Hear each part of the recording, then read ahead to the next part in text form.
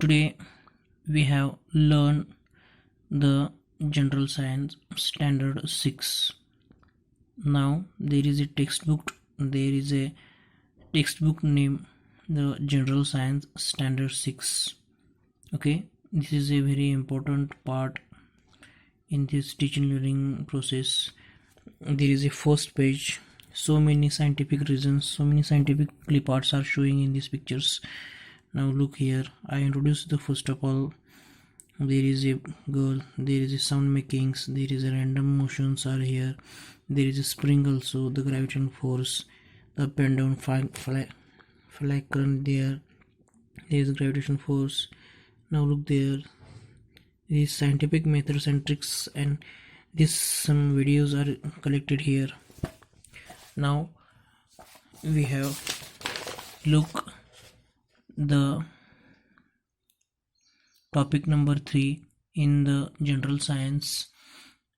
In the topic number 3, diversity in living things and their classifications. Okay, some days before we have to learn all this information here. Okay, you have to look there.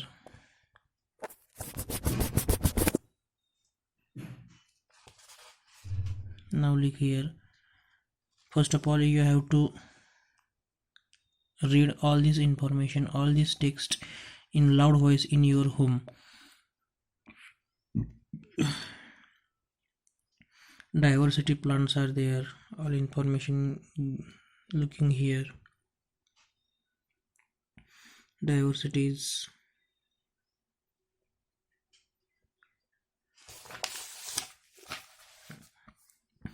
Now the classification of plants is here. Now read it.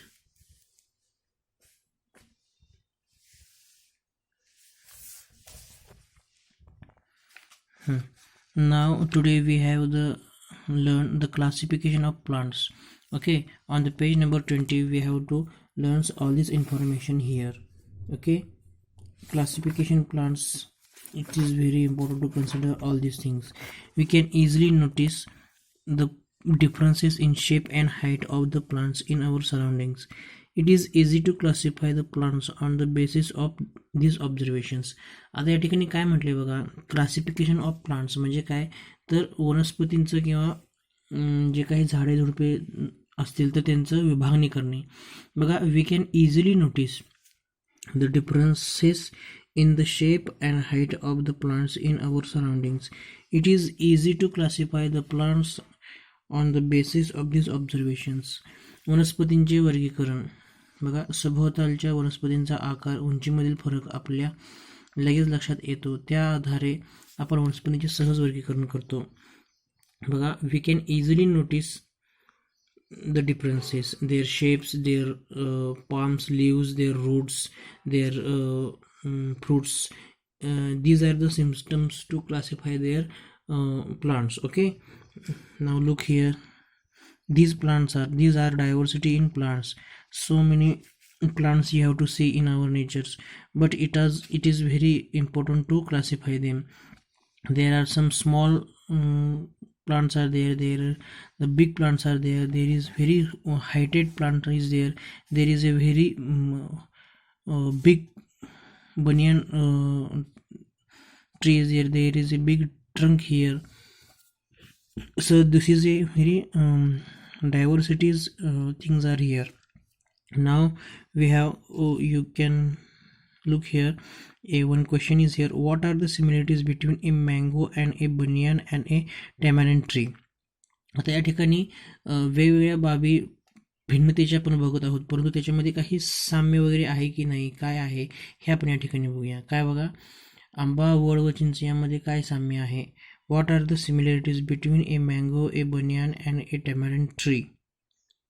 Okay, आंबा, वड व चिंच याच्यामध्ये काय फरक आहे हे असं या ठिकाणी विचारलेलं आहे, काय साम्य आहे असे विचारले आहे.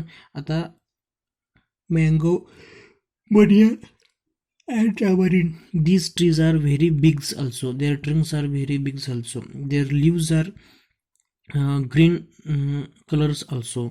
These are the similarities in these three trees are there. Okay, so it is are very important there. Then now you have to look the lower part there. Some plants grow all trees, some plants grow all their stem or trunk is hard and strong.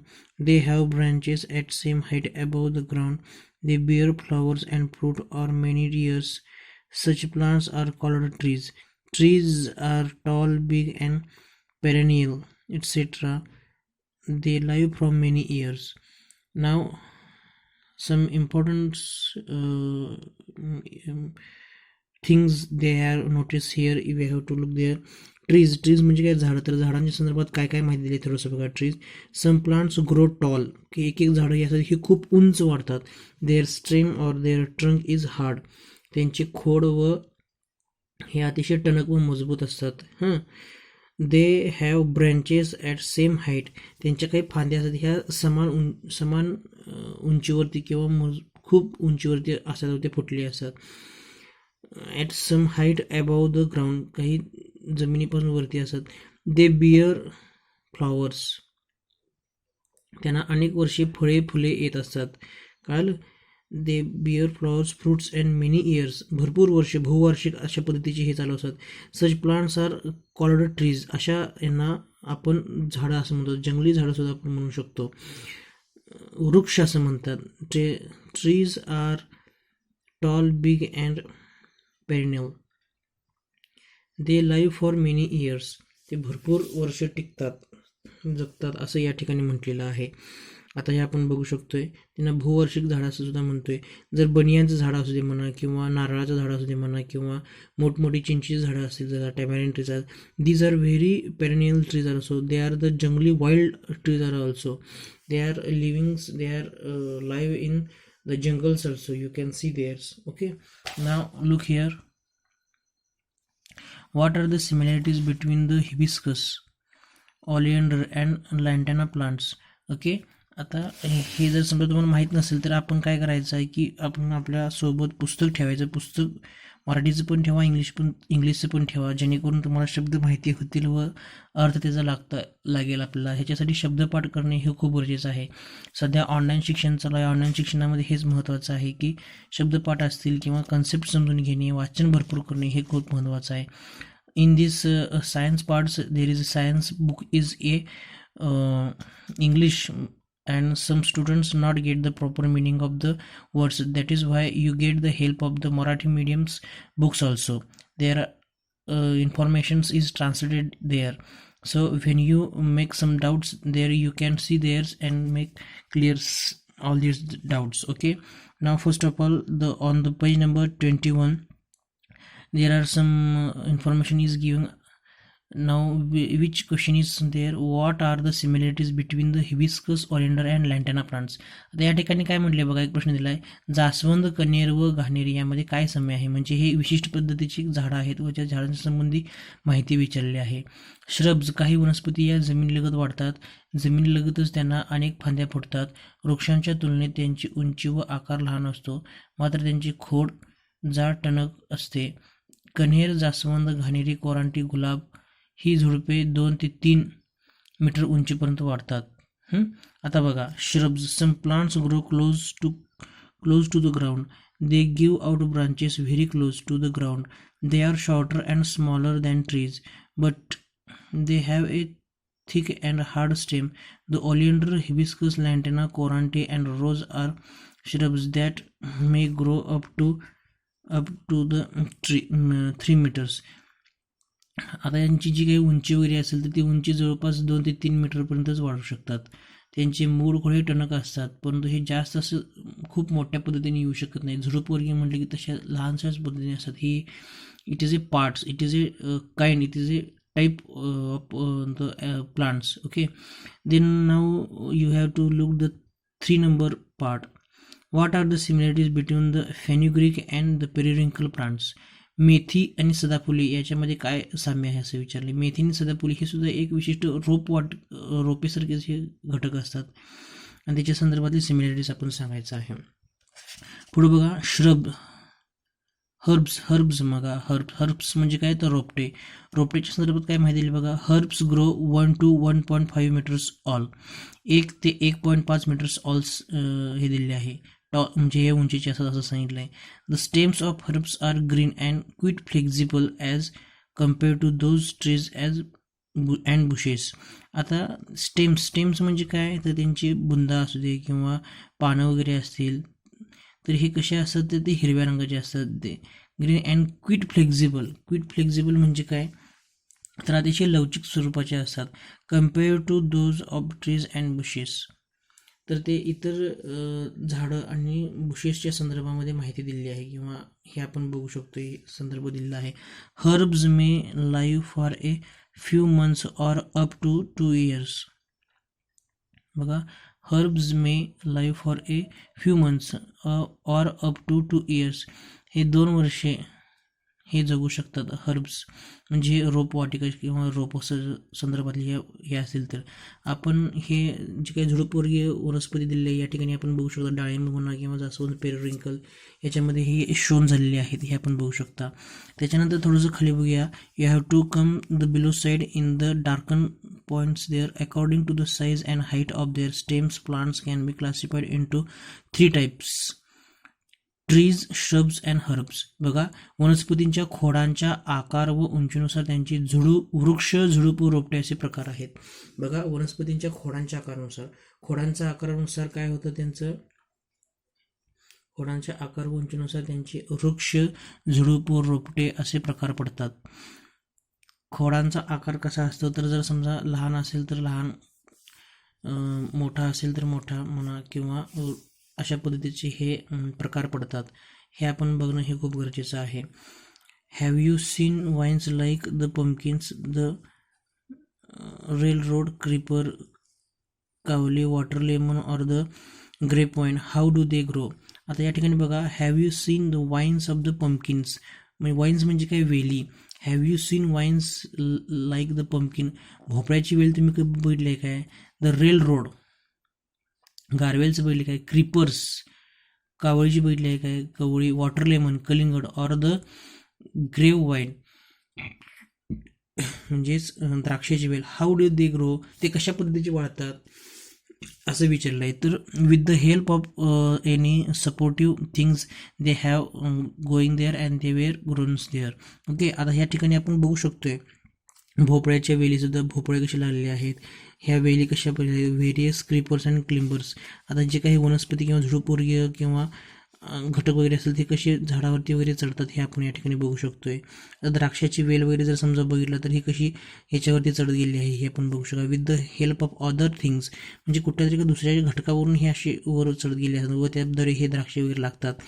Miraj तालुक्यामध्ये जर समजा मिरज तालुका म्हणून किंवा सांगली जिल्ह्यामध्ये जे काही गाव वगैरे असतील, नांद्रे वगैरे व सगळी इकडच्या भागामध्ये, तर त्या ठिकाणी द्राक्षाच्या, डाळिंबाच्या वगैरे भरपूर हे असतात, झाडं वगैरे असतात. आपल्या साईडला जर मजले या ठिकाणी जर बघितलं तर तिथं सुद्धा द्राक्ष वगैरे आपल्याला बघायला मिळू शकतात. तर द्राक्षाची वेली ह्या कशा तर एका ठराविक एका घटकाचा आधार घेऊन त्या वरती जात असतात व ते जगत असतात असं या ठिकाणी माहिती आहे. पुढे बघा, vines. There are some information about the vines म्हणजे काय, वेलच्या संदर्भात माहिती दिली आहे.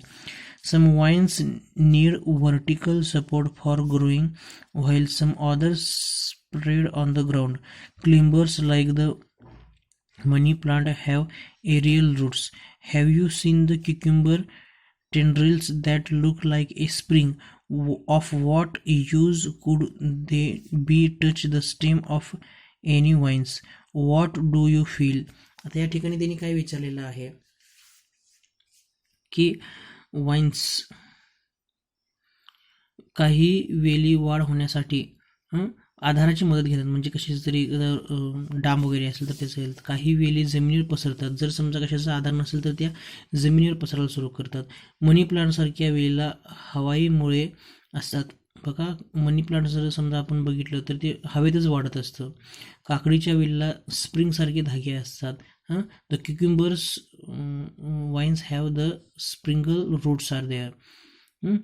ते तुम्ही पाहिले आहेत का, तर आपल्याला ते शक्यतो दिसून येत नाही. त्यांचा काय उपयोग होतो, वेलीच्या खोडाला हात लावून कधी बघितलं आहे का? अतिशय लवचिक, फ्लेक्झिबल आणि ग्रीन रंगाचं असू शकते हे.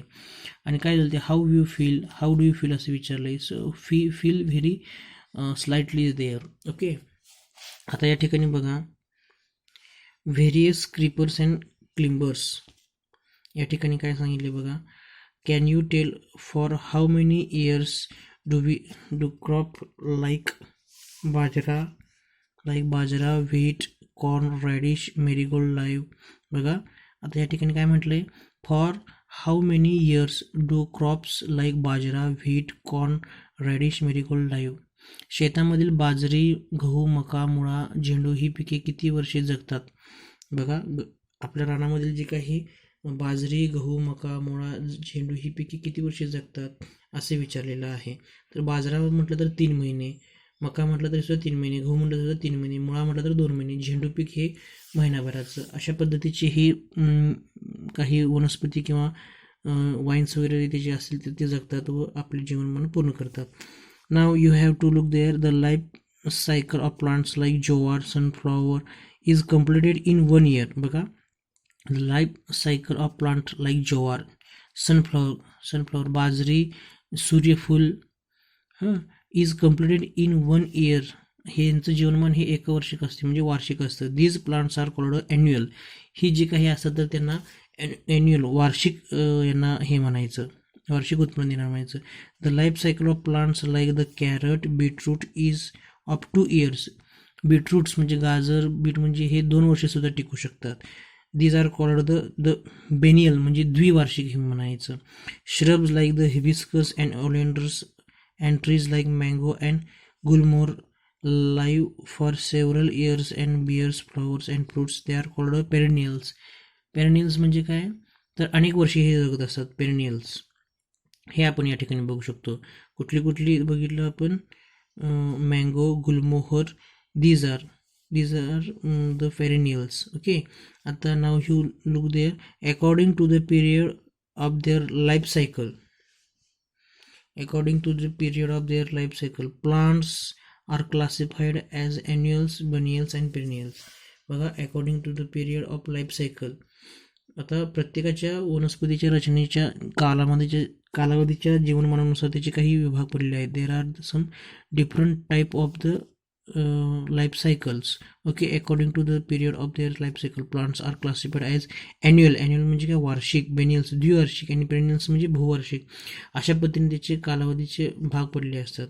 1, 2, 3 हे भाग पडतात. अशा पद्धतीने ही माहिती दिलेली आहे. ठीक आहे, पान नंबर 21 आपण या ठिकाणी बघितलं.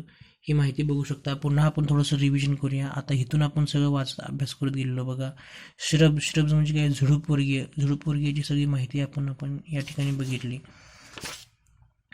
बघा काय काय माहिती आहे. Some plants grow close to ground. काही वनस्पती जमिनीच्या लगतच वगैरे येत असतात. त्यानंतर according to the size, height and their stems, plants can be classified into 3 types. 3 भागामध्ये हे विभागले जातात. Trees, shrubs and herbs. म्हणजे वृक्ष, झुडूप आणि रोपट्याच्या स्वरूपामध्ये हे वनस्पती असतात. त्याच्या खोडानुसार सुद्धा प्रकार पडतात ह्याला. ठीक आहे, ही माहिती भेटते. आता पान नंबर 22 वरती जाऊया. We have go to the on the page number 22. ओके, now look there some information.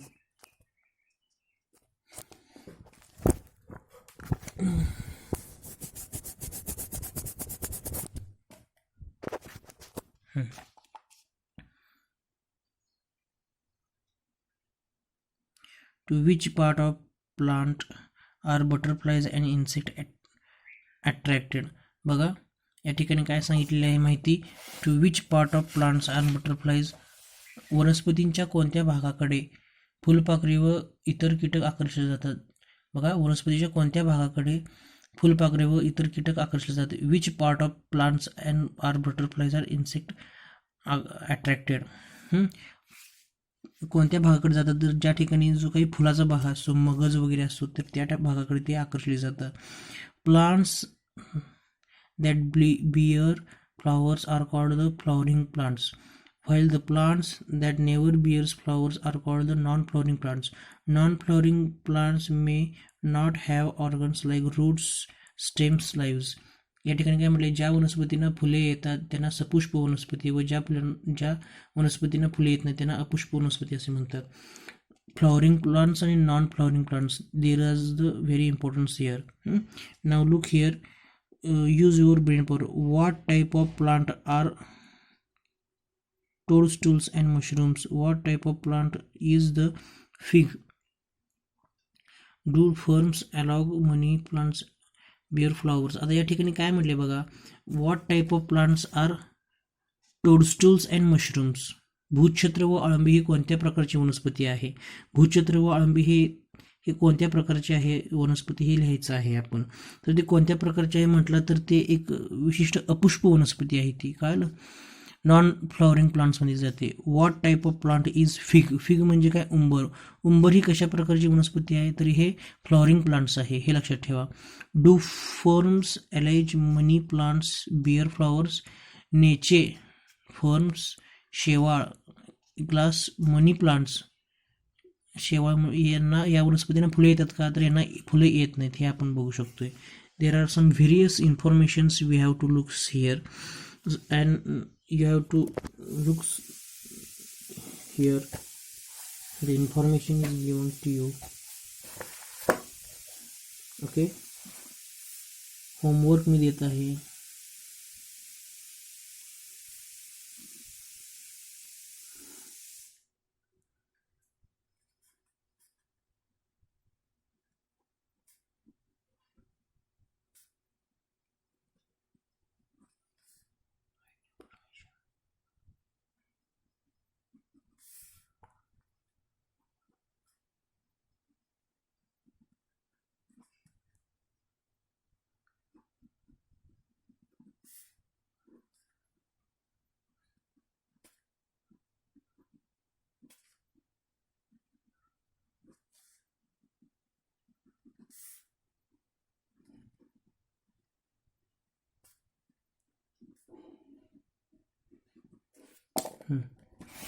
Now the homework is giving you, write information about flowering plants and write information about non-flowering plants. Okay.